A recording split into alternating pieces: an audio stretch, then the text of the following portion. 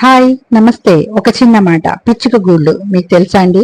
గరాజీలు అని అంటారు, లేదా పిచ్చి గూళ్ళు అని కూడా పిలుస్తూ ఉంటారు. ఇది నగరం అంటే ఈస్ట్ గోదావరి, కోనసీమ, ఆంధ్రప్రదేశ్ వైపు దొరికే మంచి స్వీట్ మాట ఇది.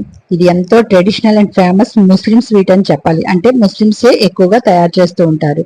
ఇది పాత బియ్యంతో బాగా కడిగి నానబెట్టి దానిని పొడి చేసి ఆ బియ్యం పిండి షుగర్ కలిపి ఎంతో పద్ధతిగా మెయిన్ శుభ్రంగా తయారు చేస్తారండి. ఇది లేకపోతే అది తయారీ విధానం రాదు, అలాగే టేస్ట్ కూడా మారిపోతుంది. నేనైతే వీటిని నగరం నుంచి తెప్పించుకున్నాను. టేస్ట్ అద్దిరిపోయింది.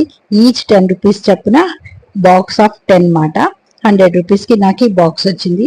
అసలు చాలా వర్తబుల్ అండి. టేస్ట్ అయితే అదిరిపోతుంది. మీకు ఎవరికైనా దీని గురించి తెలుసుంటే నాకు కామెంట్ చేయండి.